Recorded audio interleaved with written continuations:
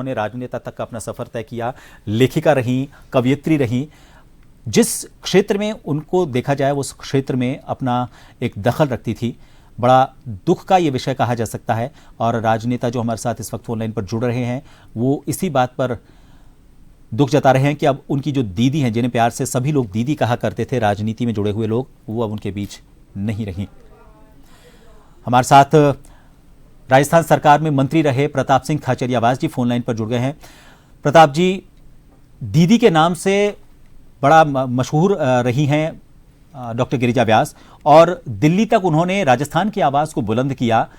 राजसमंद से उनकी जो राजनीति शुरू हुई उसने इस दौर में भी, जबकि लोगों को लगता है कि अब राजनीति से तौबा कर लें, अब आराम करने का वक्त आ गया है, अभी भी वो सीधा आदमी से जुड़ाव रखती थी। और उनके जो दुख होते थे उनमें उनके लिए क्या किया जा सकता है राजनीति के जरिए या अपने उन लोगों के जरिए जिनको राजनीति में अभी फिलहाल वो जानती हैं, वो उन्होंने करने की कोशिश की। देखिए, गिरिजा व्यास जी की अपनी एक अलग व्यक्तित्व था और अपनी एक अलग पहचान थी, क्योंकि वो प्रोफेसर थी, यूनिवर्सिटी में लोगों के बीच में रहती थी। स्टूडेंट्स को, पीजी के स्टूडेंट्स को पढ़ाना कोई आसान काम नहीं होता। तो खुद प्रोफेसर थी, उनका व्यवहार, उनकी बोली की मिठास अपने आप में एक अलग पहचान देती थी उसको।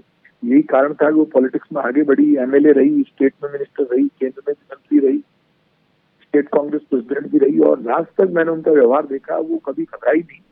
ये तो वक्त की नजाकत थी कि जब वक्त कमजोर हो तब आदमी के साथ कई बार घटनाएं घट जाती है, लेकिन हमेशा वो जिंदा दिली से रही और कभी पीछे मुड़कर नहीं देखा, आगे बढ़ती गई। अपने आप में एक प्रेरणा स्रोत थी और उनका जो काम करने का तरीका था, अपने से छोटों को भी सम्मान देना, साथ लेकर चलना, तो अलग मिसाल उनकी कायम करता था। आज गिरिजा व्यास जी हमारे बीच में नहीं है, लेकिन उनका किया हुआ काम, उनका व्यवहार और उनकी वे ऑफ स्टाइल हमेशा याद की जाएगी और हमेशा उसको सम्मान मिलता रहेगा। वो प्रेरणा के रूप में काम करेगा।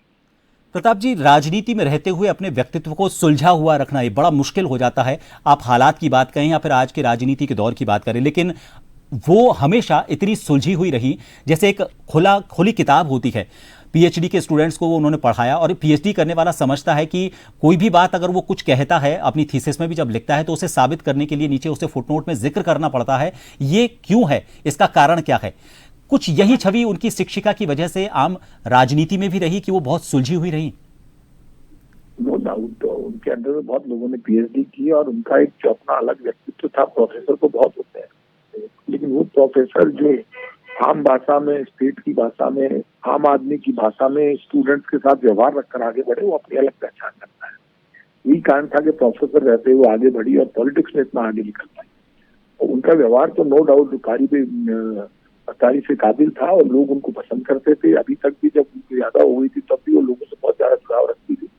तुरंत लोगों से बात करना, आगे बढ़कर मदद करने की कोशिश करना, ये उनकी आदत थी। फोन आते रहते थे उनके, बात करती रहती थी सबसे, और उनके सबसे अच्छे संबंध रहे। दिल्ली में भी उनकी पकड़ रही और कांग्रेस में एक बड़ी पहचान उनकी थी। आज वो हमारे बीच में नहीं रही, लेकिन मैं उनको बहुत बहुत श्रद्धांजलि अर्पित करता हूँ और मेरा ये मानना है कि उनके परिवार को भगवान ताकत दे दुख की घड़ी।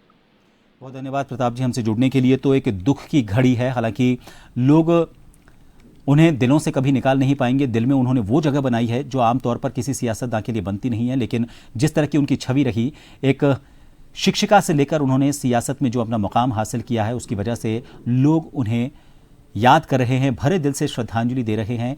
राजनीति की दीदी अब उनके बीच नहीं रही, इस बात का उन्हें बहुत दुख है।